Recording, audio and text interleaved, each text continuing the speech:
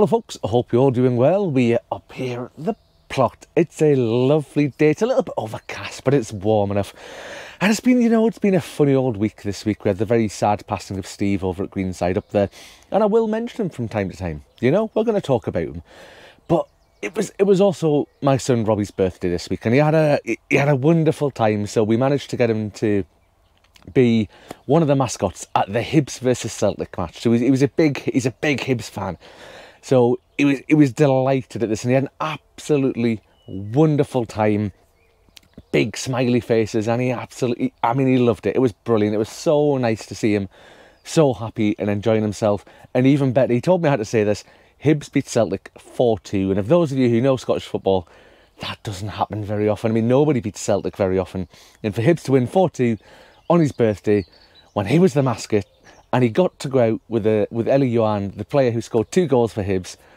Oh, marvellous. Honestly, he was made up. He was so happy. It was brilliant to see. But anyway, on to a bit of gardening today. So in the polytunnel here, you can see very much the theme at the moment. May is been planting out central. We've got cucumbers, peppers, chilies, tomatoes. I'm growing some cardboard boxes over here. Who knows, maybe they'll turn into trees or something like that. We'll see how they get on. But it's outside today where I'm gonna get on with some stuff. I need to tidy up the sweet peas. So the sweet peas that I mentioned in the other video there, I left them a little bit of a mess. They need tidied up, and I've got my new favourite tool that I showed in a video the other day. Look at these lovely little snips. These were £2 from the garden centre, and honestly, I'm obsessed with them. They're brilliant. They're my favourite thing for just snipping off little bits of branches and things that I need to. So the sweet peas need tidying up. We're going to get the little dead bits clipped off. We're going to get them tied into the frame. I've got actual normal peas that need to go out. That needs sorting out over there. I brought some potato buckets up that have come from home. They've been in the garden for ages. And I'll show you them actually, because the difference between them, so I had them, I never really realised. I had them at the bottom of the garden, and we've got like this arbour thing down there. And it's got a vine sort of thing growing over the top of it. It's been a bit shaded. So they'll actually look really leggy, some of the potatoes, which is something I've never really seen or done before, compared to the ones we've got out here. They look really healthy and good. So I'll show you the difference. It's really interesting to see the difference between them. So we'll come to that later on. But right, let's get out there. Let's get sorted. Let's get the peas out. Let's get the sweet peas tidied up. And some courgettes. I've got some courgettes. Let's not forget the courgettes. I've got 2 courgettes to put out for the moment, and we'll get them sorted as well. So let's get set up out there and back with you in just a jiffy. So first things first, let's get these peas on the go. So that's the pea frame. I had a little bit of TLC. You can see I've got some twine sort of strung down here. Some of it at the bottom here is in and about the bottom of the net. And these 2 lines are just sort of sitting there by themselves. Hopefully that'll do the job. I mean, it's not perfect. Does it need to be perfect? No. Do I have the time to make it perfect? No, unfortunately not. And I don't want to go around throwing plastic out. This is plastic net on here. If I can fix it and reuse it, absolutely the right thing to do. So, but just for now that we're towards the end of May, the peas need to be planted out. It just needs to be good enough, get me through the summer, and then over the winter, when nothing's grown up here, we'll get it fixed up properly. So let me stick my gloves on. And I wear gloves. Some people wear gloves, some people don't. What a lot of people don't know is that I am what's called atopic. So it means I'm probably more susceptible to allergens and things like that. So I suffer with asthma, eczema, hay fever, that sort of stuff. It's all very well controlled. It doesn't really cause many problems. But I wear gloves in the garden because I don't want to get things all over my hands that I might react to. So you'll generally always see me wearing gloves. And if you see me not wearing gloves, feel free to tell me off in the comments that I should be wearing gloves. All right, so let's get these out and see how they look. And you can see, hopefully see, there is a lovely root system on the bottom of these. And that's one of the benefits of these sort of deep root drainer systems. And as always, when I'm using something like this, I'll pop a link in the description down below. You can click on them and go and see them on Amazon, where I get my stuff from. I think these are Hacksnicks ones. They're my favourite ones. I really like the ones where they're sort of split open like this. It makes it so much easier to get the deep root stuff out, the ones that split open, than the ones where you sort of poke your finger up the bottom. Poke your finger up the bottom. There's a rather unfortunate phrase that I've used there. Yeah, we sort of push the one up from beneath out of the seed tray. Let's phrase it like that rather than this. So we'll get these planted out. So it's dead easy. you know, the trench is quite deep there. We're just going to put that in. I'm going to take some of the soil that I've dug out. We'll put it over the top there. Put that in, and that's it. And I am going to take my gloves off for this bit because I've got these little plasticky clip things. They make a sort of figure eight kind of thing. So you just wrap it around the plant through the net, and there's like a little press stud kind of thing on the back, sits in there, and that's it. And that only needs to be on there for the start, because these little tendrils will eventually just cling on here, and the peas will hopefully grow all the way up here, and we'll have this big magnificent crop of peas to harvest later in the year. So what I'll do is I'll get all the rest of these planted out along this trough. We'll come back, take a look, and we'll get cracking with some of those other jobs that I mentioned. And just one very quick thing to show you before I come back. Who can spot the obvious mistake that I've made along here? So when I've dug the trench, I've very carefully dug away from me and put the soil over there. I've then put all my peas in nice and neatly along here. I've got my net all sorted. And now all the soil that I need to backfill my trench is trapped behind all the plants inside the frame. So I'm gonna have to go inside the frame, scoop all the soil up, bring it around here and fill the trench up. This isn't the brightest idea I've ever had.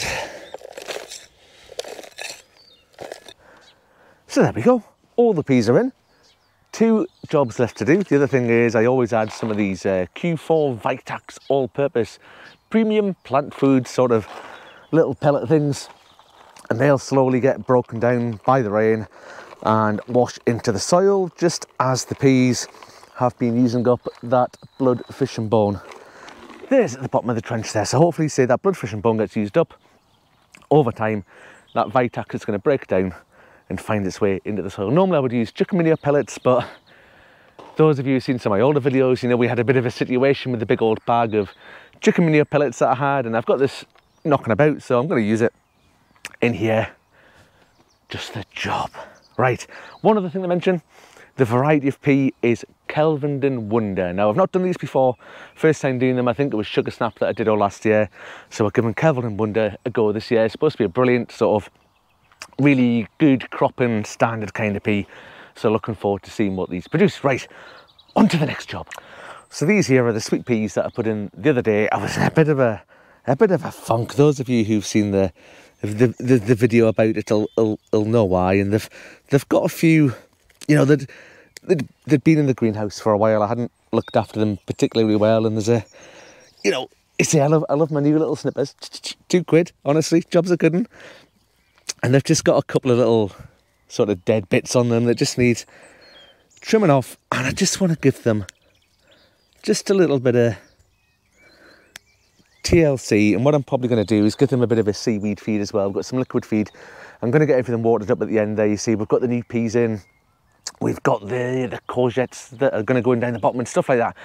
And it's incredibly dry at the moment. We've had hardly any rain for a while now, and I'm hoping this isn't a sign of things to come into the sort of late spring, into the summer, that we're going to struggle throughout the year with drought conditions and whatnot. Well, we'll see how that goes anyway. But yeah, that's all. I just want to do a very, very quick thing. You know, these were the old boys' favourites, weren't they? Steve used to love the old sweet peas, so they're just getting a little bit of TLC. We're going to get them in good shape. My old friend the twine's back. We'll get them tied up here. And this, I've mentioned before, this sort of green meshy plastic stuff, this is by far the best stuff I have found for stuff to climb up. I mentioned before the twine, the fruit fabric, the heavy black plastic I've got over there and whatnot. This sort of green square plasticky stuff that came from B&M, I think, is by far the best stuff I have found for climbers to climb up. So, right, I'll get this finished off and we'll come back. Right, we've had an ever so slight change of plan. I've decided I'm going to do the courgettes at a slightly later date. I mean, by a later date, I mean a few days' time. I want to move a bed down the bottom of the plot there. I was going to put them over there, but I think the bed I looked at is probably in too much of a shade, because it's right behind the rhubarb and right behind the comfrey that's in full bloom at the moment, and it's massive. So it'll get too shaded. So anyway, let me turn around. Here's the peas all the way along here. I've kind of squashed them a little bit, but don't we all like to push it sometimes, just a wee bit, to try and get as many in as we can in the space that we've got. And the one thing I wasn't very good at last year was succession sowing. So my peas were finished sort of middle of summer sort of time, and if I had some ready, I could have got a second lot out and got another crop. So thing to remember for this year, around about middle of July, I think, maybe, I'm going to do a second sowing and hopefully get those out once those ones are finished, and we'll get a second crop. Right, the other thing, they don't look very impressive at the moment. They look a bit sad, they look a bit sorry down here, but they're not in bad shape. They're a little bit pale, they need a feed. They've snipped off, you can see the pile of dead stuff here and some weeds that I've pulled out. So I had some sort of dead bits on the side, just where I've not looked after them too well. But we've given them TLC. Hopefully you can see the one sort of up here as well. Not looking too bad, I say. We'll give them a feed and they'll be right as rain in no time. Anyway, let's have a walk up the plot. Let me spin you around, right? As I come up here, this is the other thing I was going to show you just before we finish off, was these blooming potatoes, right? Let's see if you can guess which ones have been in the shade, right? So here's one pot here with some really long shawls on top of it. And here's the other pots here that look relatively normal. So I mean, it's quite a telling difference, especially when you look from this side at these ones to these ones. So again, I've got a bit of a plan. I've got some space over there, because when it gets windy, what I don't want is those shawls to snap. I mean, I guess that's what the risk is. It gets windy, they're going to blow about, they're going to snap, potatoes are going to die. Not great. So we'll maybe create a bit of an area over there where I've got some space over here, and we'll set some canes up, we'll get some strings up, and we'll put those buckets in between the canes and strings, and hopefully if there is strong winds and they're blowing about, that string or whatever, it's going to stop them from snapping. Anyway, if you want to see any of that going on, please think about subscribing. It's absolutely free. Just click the little red button that appears on the screen down below. That will help you to subscribe. Other than that, that is me done for today. Thank you very much for watching, folks, and hopefully I'll see you on the next one. Bye for now.